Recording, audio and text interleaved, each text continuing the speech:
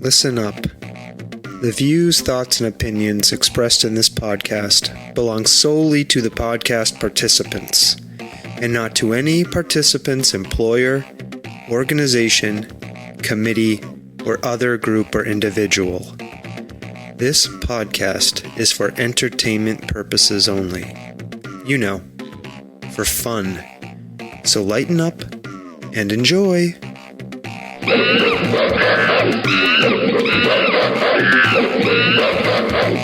Oh my. Hello. How's everybody doing? You're listening to the Soft Serve podcast, and I am your host, Sawtooth Frank. The one, the only. I am, as you no doubt have become accustomed to, alone once again. I have no co-host. I am hostless. And on this episode, just like being hostless is a bleak proposition, I am going to talk with you about apocalypse, how the world is most likely going to end. Keeping the upbeat topics for the Soft Serve podcast going. So, after the intro music, we will jump into it.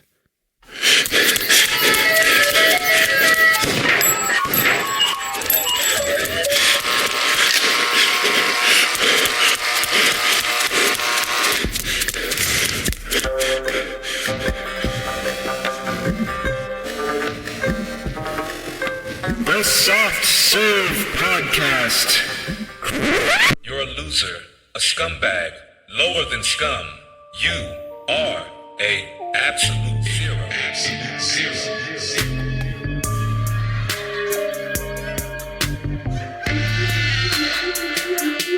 Lower than scum. A scumbag. Absolute zero. Oh yeah, baby. Absolute zero.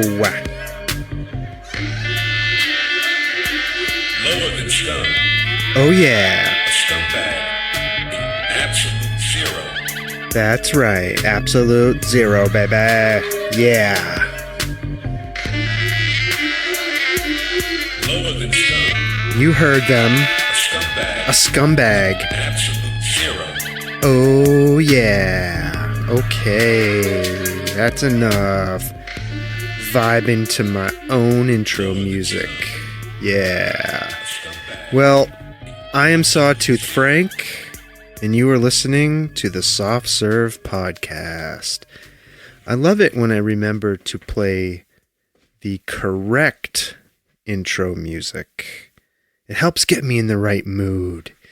It helps me remember I am an absolute zero. Oh yeah. You hear noise behind me. That is the podcast dog adjusting itself on the podcast couch and making noise. I decided I was going to be nice and let her stay in the room with me, but she is moving all around, making a shit ton of fucking noise. Lay down. So much for trying to be nice. Already distracted. Oh yeah. Well, the pod dog is disrupting the podcast. Everything is disrupting the podcast. It's a bad day for recording, I think. But a good day to talk about the apocalypse. Anyways, like I said, I am Sawtooth Frank. You are listening to the Soft Serve podcast. And before we jump into talking about the apocalypse and all of the ways that the world is going to end, or potentially going to end, there's a long menu of potential ways that the world is going to end. I'm going to talk about some other things really quick. First up is show news. There is no show news. None. Nothing to share with you. As I predicted in the last 2 weeks that I took off between doing shows, I've done absolutely nothing to further the podcast or improve the podcast or think about new ideas or to refresh and recharge. I am more tired than ever. I have less time to do the show. So things are not getting any better on that front. So there you go. And now that I've been back at this, doing it alone for a while, I'm beginning to wonder, should I even continue the show? I don't know. I'm seriously considering shutting the whole thing down. Honestly. So we'll see. But in the meantime, there are some things for us to chat about. One is the ongoing Fate of the Nation report. Sorry everything's so noisy. For some reason, I'm clattering and clunking around on my desk, and the microphone is picking everything up. But, yeah, the Fate of the Nation. So, there's been some big news over the last couple of weeks in relation to stuff going on with our country. One of those is that Donald Trump has decided he is going to paint the Lincoln Memorial reflecting pool the color of a swimming pool. Yeah. Can you imagine that? Now, the Lincoln Memorial reflecting pool was designed and meant to act as a clear, colorless, and still mirror that sort of naturally adapts to the sky and the clouds floating overhead. And it's not supposed to look like a YMCA swimming pool. So, just like he did with the Oval Office, Donald Trump is taking something that is meant to be dignified and beautiful and is turning it into a garish and hideous monstrosity. Enjoy your fucking National Mall swimming pool. Oh, and the other thing is he gave the contract to paint the Lincoln Memorial reflecting pool to his, quote, pool guy for a $6.9 million no bid contract, because somehow this is an urgent project because it needs to be done before the 250th birthday of the United States of America. And I think when Biden was looking at renovating the Lincoln Memorial reflecting pool, the estimate was $3 million. Come on, man. So somehow the price has more than doubled, and Trump is giving it to his, quote, pool guy. Anyways, let's see what else is going on in the nation. The Iran war is still going on. There's been no peace settlement. Oil and gas prices continue to rise. The Strait of Hormuz remains closed. So the war that, one day is not a war, according to Trump, the next day it is a war, depending on who he's talking to, is still going on. Nobody has any idea what's happening, and it sure is, continuing to look like some sort of attempt to manipulate the stock market on an ongoing basis. That's what it looks like. I'm not saying it is for sure, but if you look at it, that's what it looks like. And of course, we're doing that at the expense of American lives, American treasure. I think it's estimated we've spent well over $20 billion on this war. The lives of Iranians, right? And just sort of ongoing global instability. What else is happening? The hantavirus. We have another pandemic potentially brewing. There was a bunch of people on a cruise ship who got infected with hantavirus. This is a virus that's spread by people coming into contact with mouse feces and droppings.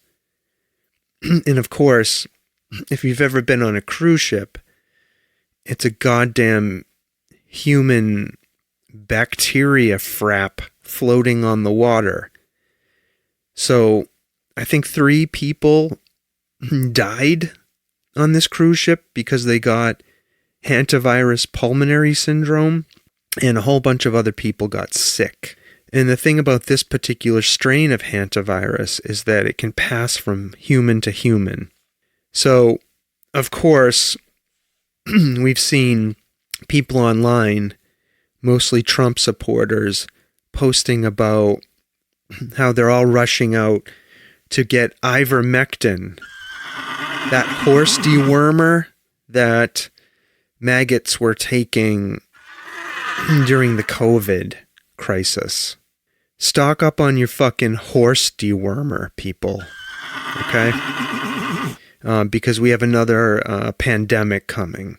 The hantavirus, I think, compared to COVID's less than 1% mortality rate, the hantavirus has a 40% mortality rate. So we'll see. If this thing kicks off and becomes a real pandemic, I guarantee you all those fucking morons who were opposed to wearing masks before will once again be wearing masks. They're going to change their tune. Trust me.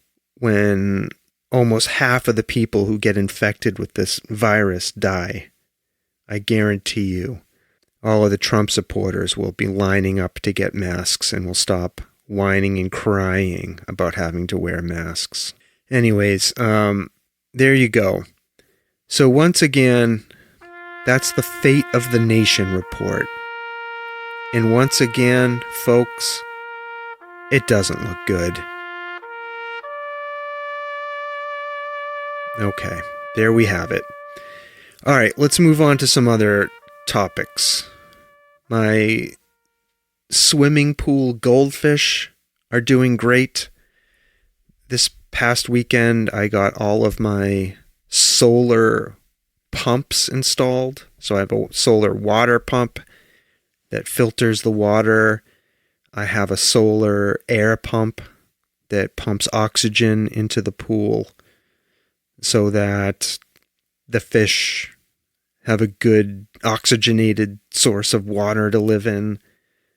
So now that everything is up and running and being powered by the sun, all I have to do is go out there every couple of days and feed the fish. That's all I have to do, is feed them. And then I can ignore them otherwise.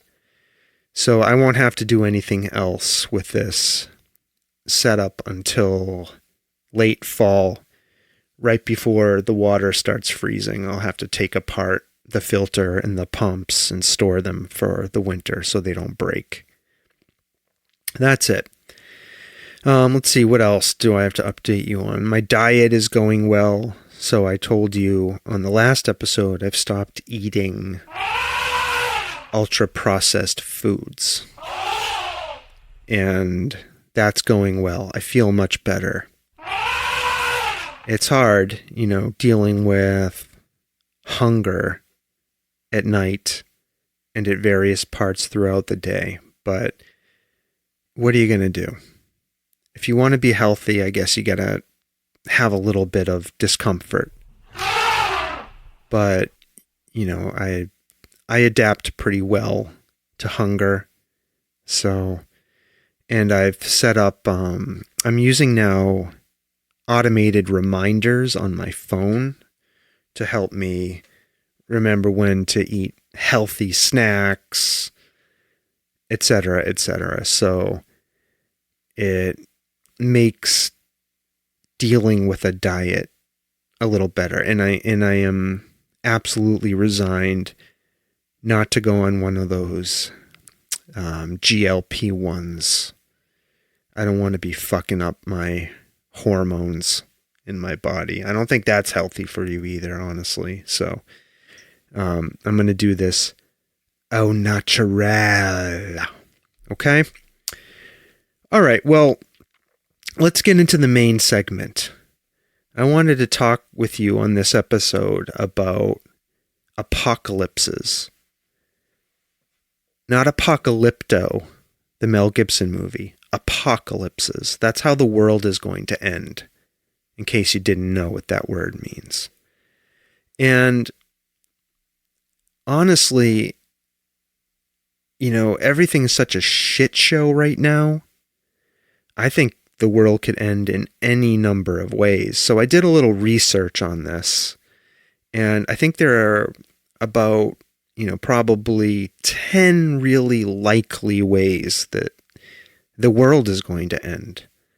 And so we're going to go through them in reverse chronological order, okay? Meaning we're going to start from the least likely and work our way down the list to the most likely, okay? And there are 10 of these. So let's talk about them. I think one of the likely ways that the world's going to end, but the least likely on our list. So number 10 is going to be by an asteroid impact or by a super volcano. Now, these are historically extinction events that have happened on our planet before. We know this from the geological and fossil records.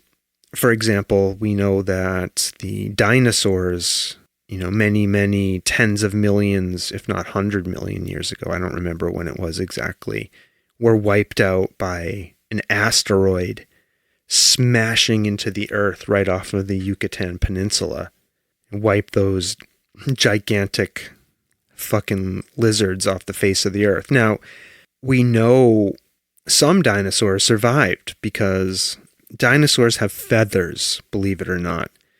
And when the asteroid hit the earth and plunged the earth into basically a nuclear winter, I think smaller, densely feathered dinosaurs were able to survive because they were able to stay warm.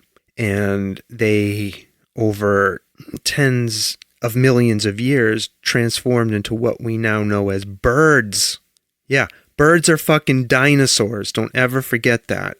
And then super volcanoes have erupted across the planet over geological time frames, like tens of millions of years ago, and have also created sort of nuclear winter type situations on this planet. So, unfortunately, there's not much we can do about asteroids or supervolcanoes. Like, when these things happen are basically random. We try to monitor for them, but they can come out of space for asteroids, like effectively out of nowhere, and volcanoes can just like suddenly erupt. So, but the experts, I think, say that the probability of this happening in this century, right, over the next 100 years is pretty low compared with other things that are on the list. So number 9, the number 9 most likely cause of an apocalypse is going to be resource wars and human migration crises, right? So what we think is that climate change, specifically global warming, and the resultant economic crises that will come out of that are going to cause mass migration as places become uninhabitable, water conflicts, so people fighting over the availability of water, agricultural conflicts, right? There's going to be less available land to grow stuff as the planet changes and worsens. And so people are going to fight over that land to be able to grow food. And then we're going to have increased militarization across the planet at our borders to stop all of those things, right? To stop the migration, the fights over water. People are going to try to be stealing water and trying to steal food, right? So that's going to cause countries to shore up their borders, and people are probably going to be killed. Lots of people. So hotspots here, and I use that term, I'm not trying to take a jape at global warming here, but potential hotspots for this include South Asia, the Middle East, Sub-Saharan Africa. So places that are already, that we think of as being kind of hot, are going to get a lot hotter and probably uninhabitable, and people are going to have to flee out of those areas. Now, the timeline for this is likely going to happen potentially in the next, starting in the next 5 years or so. They're saying the timeline for this is 2030 to 2060. And again, this human migration and resource war probably goes hand in hand with ongoing climate change destabilization. Cue the Terminator music for the next item on our list, number 8, which is cyber war and infrastructure collapse, is probably on the list of items that could cause or kick off the next global apocalypse. So, sophisticated hackers and cyber attacks, are likely to be targeted at our electrical grids, so taking down electricity. And if you do that during winter months and during really hot periods where people need air conditioning, you can cause a lot of death that way. And of course, a lot of us rely on electricity to pump water out of the ground, so people won't be able to get access to clean drinking water. Cyber attacks can also disrupt banking systems, so people won't be able to access their money or have their money wiped out. Global positioning satellites could be taken down through cyber attacks. We talked about this one, water treatment facilities. So not just access to water, but water treatment facilities could be brought down and people lose access to clean drinking water. And cyber attacks have the potential to disrupt at the local and national and global level all sorts of critical logistics and communications. Total chaos could result in what we need to think of as a cyber attack that causes the cascading failure of all of these very tightly interconnected systems we've come to rely upon as human beings. I mean, this could literally happen anytime, within the next 10 years. Taking the doomsaying down a notch, a sophisticated and severe global cyber attack is likely to more cause a temporary disruption rather than a mass extinction. But, again, it could be one of the straws on the camel's back that sort of hurls us into the next apocalypse. Okay, so the next item on the list is something those of us living in the United States are seeing play out in real time here, which is the collapse of democracy and the rise of authoritarianism. So what does this look like? It could mean AI surveillance becomes ubiquitous. We're seeing that in China. I think they have something called a social rating scale there. They have cameras everywhere, and who knows what AI is doing with that information or how it's interacting with it. But it can't be good. And I think with the collapse of democracy and the rise of authoritarianism, we see truth becoming impossible to verify. We have a government in the United States that lies about everything. You don't know what to believe from them. And of course, we have media outlets that are being bought by authoritarian supporters. So effectively in the United States, we're seeing the establishment of state media. So we can't necessarily trust the news sources we've historically relied upon. Let's see, governments are going to begin centralizing and enacting their emergency powers. We see this from Trump all the time, threatening to declare a national state of emergency so he can do whatever the fuck he wants. And I think he's done that in a few cases. And of course, the rise of corporate state systems, right, to control people. Look at social media, Facebook, TikTok, X. These are effectively corporations run by billionaires that put out information designed to impact our behavior.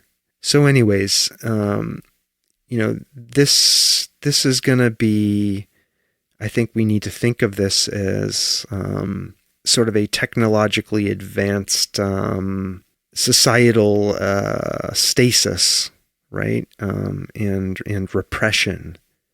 We're no longer moving forward as a democracy. So, I think we're going to continue to see permanent censorship, automated, propaganda campaigns, probably run by AI, right? Social credit systems. I mentioned the social rankings that the Chinese do, I believe, right? And potentially even permanent state of emergency. In terms of timeline, this is already happening. This is happening to us now. I think we're going to see this continue to accelerate, through the mid to late 2020s and into the 2030s. None of this is good. Let's see. Next on our list of possible causes of the next apocalypse is ecological collapse. And this is going to be sort of separate from climate change and global warming, right? So what are we likely going to see? The loss of pollinators, right? So we've already seen bees dying, bee colonies collapsing. Our ocean ecosystems are collapsing. There are several important ocean currents that are dying that the global oceans need. Our soil is getting unhealthier and degrading. The fish that live in the ocean are dying and falling in numbers, right? So we're seeing a collapse of this interconnected biodiversity web. And, these are things that human civilization depend upon. If these things collapse, so does human society.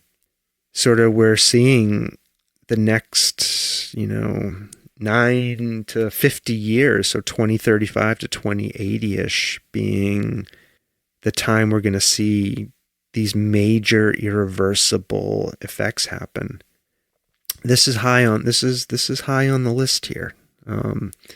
And I want to say, I'm under no illusions. I'm not saying that all life on Earth is going to end. That life on Earth will be fine. Life on Earth will continue to persist. It's just human beings that are fucked. We're just not going to be able to live here. That's fine by me. Give it to the fucking cockroaches. We haven't done a good job, so give it to whatever the next thing's going to be. Okay, number 5 on the list.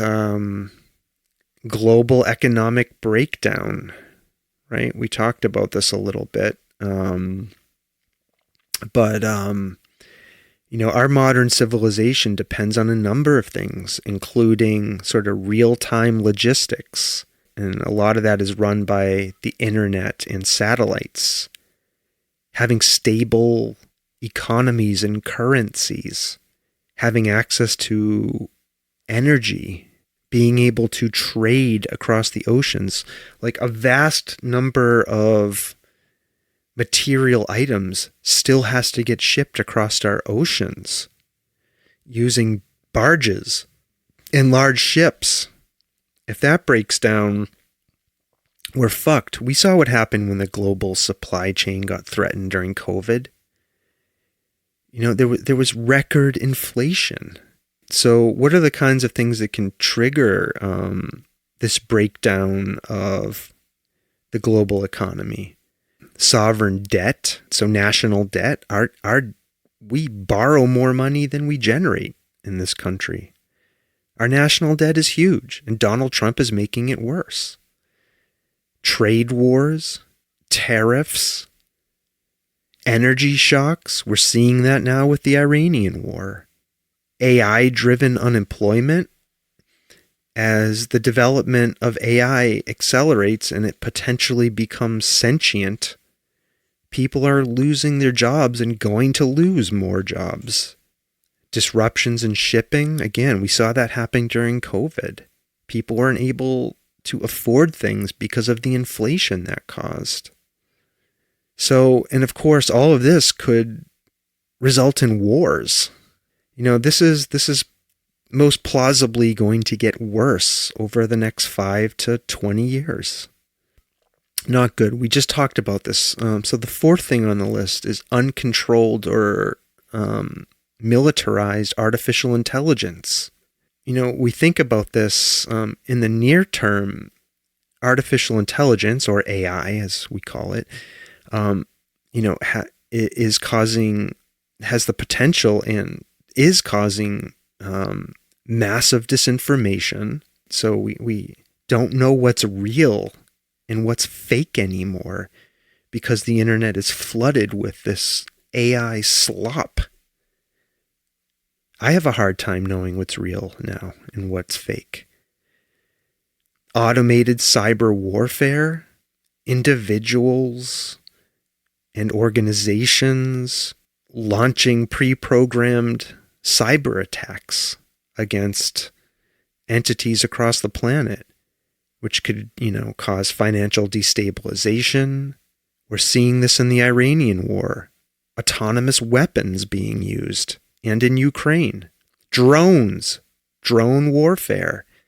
It's becoming more and more popular, and that's because of AI. Social manipulation. That's happening. TikTok. Instagram memes.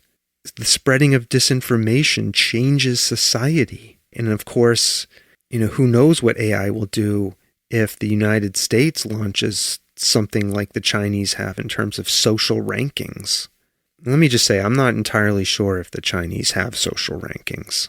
Somebody check me on that, but I think they do. This is all results in a collapse of trust in information. So I'm going to Google, do Chinese have social rankings? Yes. Okay. But not in the way people think. China does not have a single unified numbers-based social credit score for every citizen. Instead, the government relies on a fragmented web of local social credit system databases, blacklists, and businesses tracking that rewards compliance and penalizes offensives. All right, so they have something like that, but not in the way that we think. Like not every individual is walking around with a social ranking score. All right, so anyways, back to AI. Let's see, long-term risk associated with AI, and this is something people talk about all the time. which is AI and superintelligent systems becoming sentient and or acting beyond human control. There are people seriously speculating that this could happen at any second, that AI and one or more AI systems could become conscious, like aware of itself, and begin acting in its own best interests. And that could happen before we know it. And when it does happen, it will be too late. What's the timeline for all of this? So we see near-term societal disruption already happening. I think we're already seeing the impacts of AI fucking up our societies and destroying our civilization and our ability to live together as human beings. So major destabilization risk is probably 2030 to 2045. And the true AI risk to our very existence, so like a true AI apocalypse, is the timeline for that's uncertain. But like I said, some people think it could happen a minute from now. It could happen tomorrow. It could happen next month. Nobody knows. And this is being actively debated. Okay, number 3 on the list of potential apocalypses that we're looking at is an engineered pandemic. If COVID taught us anything, it showed us how vulnerable we are as globally integrated societies. Some people think COVID was developed in a lab, and maybe it was, I don't know. But there are some people who are still insisting that it emerged out of Chinese wet markets. So these places where they fucking sell all sorts of shit you shouldn't eat. Like monkeys, bats, pangolins. And the next concern when it comes to an engineered or global pandemic is not necessarily natural spillover. So a virus or something going from animals to people, but something that was made entirely in a lab. And experts are worried because gene editing tools are becoming cheaper. The biotechnology to build engineered viruses is accessible to most people on the internet. AI can help design viruses that are more lethal and bacteria that is more dangerous to people. And we have incredibly weak global international governance of disease monitoring. Trump pulled out of the World Health Organization.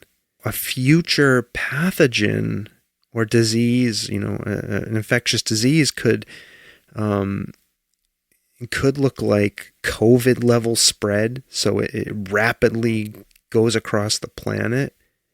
It might have more lethality than COVID. COVID had a less than 1% mortality rate.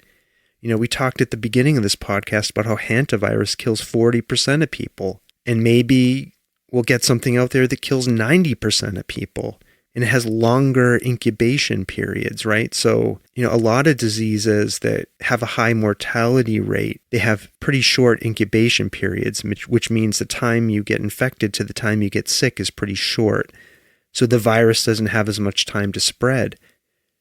But if it was, something that had a longer incubation period, like the flu or something else, it could, and with people moving around the world more easily, we could see a global pandemic that has a 90% mortality rate and see billions of people die. It's sort of like the premise of Stephen King's The Stand and other works of fiction that talked about civilization-ending diseases. The timeline for this is pretty soon. Most experts believe that the likely risk window is the 2030s, so the next decade. But they think this could emerge even sooner. I think a lot of our catastrophic risk assessment think tanks are ranking synthetic biology risks to human beings right alongside nuclear war and artificial intelligence. So this is pretty serious. You know, when I was a kid, I loved Stephen King, and I often fantasized about living through a super flu, you know, kind of hoping I would be one of the people who survived and I would get to wander an empty world. You know, it seemed attractive and sexy to me when I was a child and a teenager. But as I've gotten older, the idea is less appealing to me. And especially since living through COVID, the idea is way less appealing to me. As I said back during then, I had no idea that a global pandemic and potential apocalypse would involve so much administrative work and would be so boring. But there we have it. Number 2 on the list, this isn't going to surprise anybody. It's nuclear war.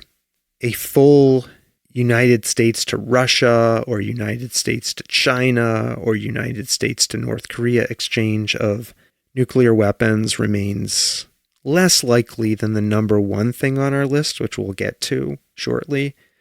But it is probably the absolute fastest route to near instantaneous global catastrophe. And if you haven't read it, read the book Nuclear War by the reporter Annie Jacobson. It goes minute by minute about what a nuclear war would look like. So anyways, why is the risk elevated right now for a nuclear war? Why isn't it going down? Well, we have declining arms control treaties. I think Trump has altered or possibly even pulled out of some nuclear arms control treaties. We have AI helping make military decisions about what's happening in our skies. And if you've ever fucking used ChatGPT or Claude or Copilot or Grok, fuck you if you use Grok, you'll know that AI can make mistakes. AI can be wrong, and it might not accurately identify a potential nuclear weapon. It might misidentify one and start an entire fucking global nuclear war and catastrophe. Hypersonic weapons exist now. The Russians have those. We have them. The Chinese have them. And those can deliver nuclear weapons much faster across the planet. And of course, you know, we have ongoing regional flashpoints across the planet right now that could potentially set off a nuclear war. We have the war in Ukraine. We have the Taiwan situation. What happens if China invades Taiwan? We have India and Pakistan, both nuclear armed countries that are always squabbling with each other. We have North Korea. And in Annie Jacobson's book, Nuclear War, the scenario that she hypothesizes involves North Korea just sort of YOLOing and launching a nuclear missile at the United States. You know, because of all of this, the doomsday clock is the closest it's ever been to midnight, which is the end of the world in its history. And this is mostly due to all of these potential nuclear flashpoints across the globe, combined with the risk of AI and sort of the loss of the global world order, mostly because of Trump, honestly. What does this look like? What are the potential outcomes? It's not good, people. It's not fucking good. Immediate deaths in the hundreds of millions to billions. A nuclear winter that lasts hundreds of years. Total agricultural collapse. Global famine. People dying of radiation poisoning all over the planet. It's fucking bad. And we're entering, we are in an incredibly dangerous period right now. And it's likely to persist through 2045 to 2050 at least. It's not good. It's not good. And last but not least, number 1 on the list. And this is all entirely due to our own fucking ignorance and our ignoring the warning signs. It's climate-driven civilization destabilization. It's what they call the slow apocalypse. It's not going to be a sudden extinction, but an extinction that sort of results from a cascading destabilization from climate stress. So what does this look like? What could cause this apocalypse? What parts of our ecological homeostasis could collapse due to climate change? And when we think about climate change, we think about global warming. So crop failures. We can't grow food. It's so hot and humid that people can't cool their bodies, so they die. Coastal flooding as the global ice melts, our ocean waters rise, and places where people live, which tend to be along the shore for lots of reasons, they drown or lose their homes. Economic collapses and housing collapses due to insurance companies having to pay out claims and people losing their homes. Fresh water shortages. Climate migration. So people having to leave areas that are uninhabitable. We talked about that up at the top of the list. Global migrations out of uninhabitable areas. Political instability is going to be a big problem. We're seeing that now. And so it's not going to be one thing. It's going to be what they call a compound failure. Climate change causing these shocks across all of our systems, that trigger economic crises, migration, human migration conflicts, and political extremism. So what does this look like now and over the next 10 years? Increasing regional instability. 2035 to 2055, we're going to see severe food and water pressures in vulnerable regions. And from 2050 to around 2100, probably these irreversible shifts in our Earth systems, right? In our climate systems. We're going to become a hot planet that we're not acclimated to living on. And most people believe this is already happening and is probably irreversible at this point. So, again, the big pattern here to think about, right, is this system of cascading failures and these interconnected crises.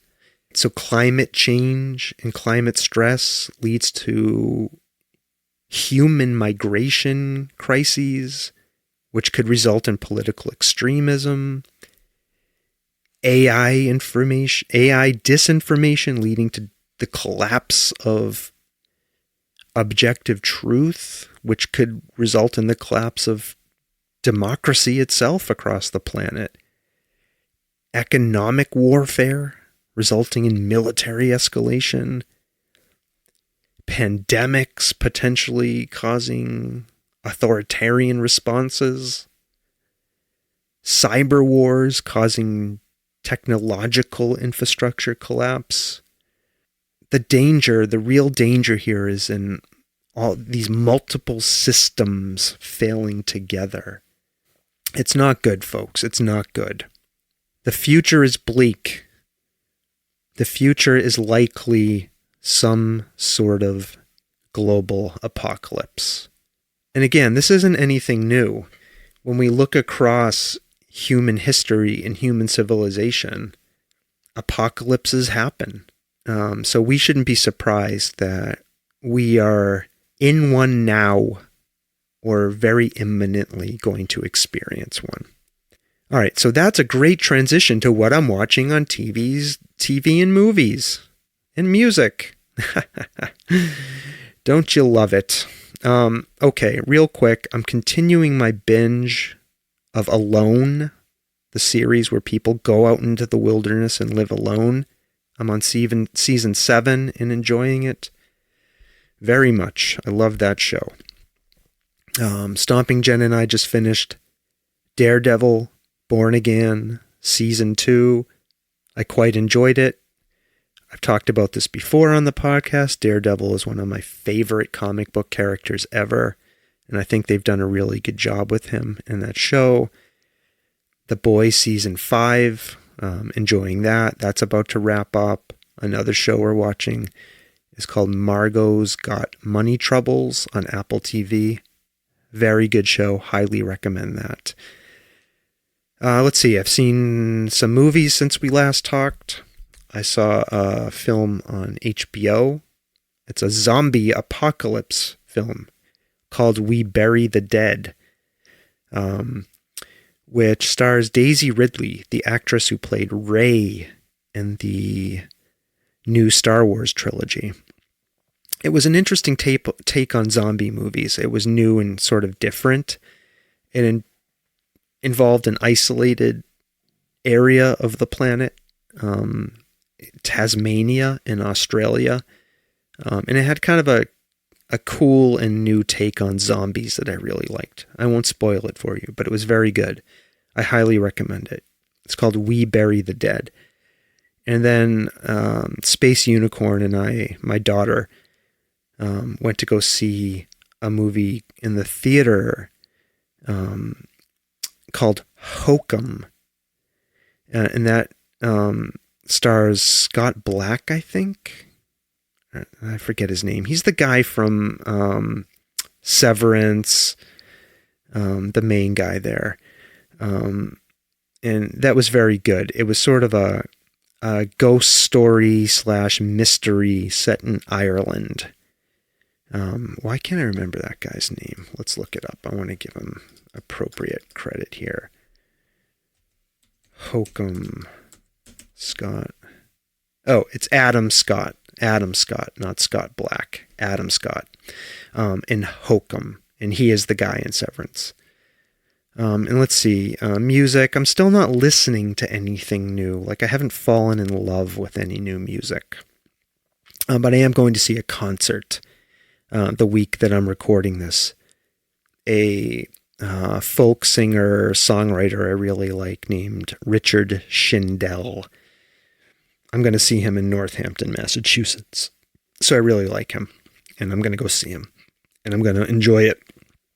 So anyways, there you go, folks. That's all I got for you this week. And for the next 2 weeks, we won't have another show for another 2 weeks. And it will be equally as terrible as this one. And I've once again not managed to record an entire episode without being interrupted. Stomping Jen has just walked into the room where I record this. I don't want to be an immortal lobster.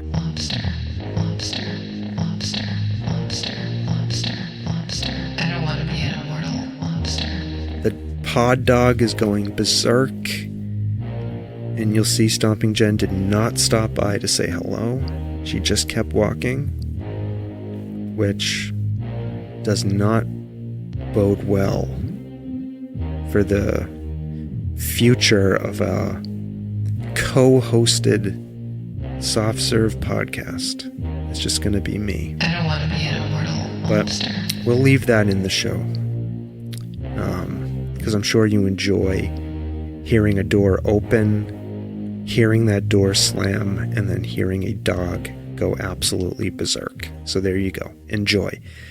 So as I was saying before I was interrupted, you can follow the podcast on Facebook, Instagram, on X, but don't go on X. Don't support X.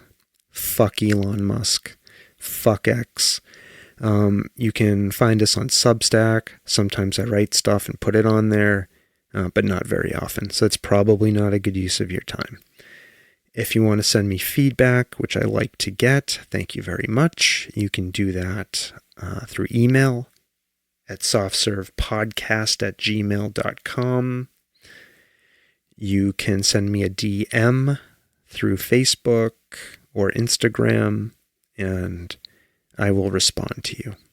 Okay? All right. So like I said, we'll see you again in 2 weeks, and that's what I got for you. And if we don't experience one of those apocalypses I told you about, then yeah, I should be back in 2 weeks. And until then, and if we do have an apocalypse, I'll just say this could be the very last time I say these 2 words to you. Okay? Until then, bye now.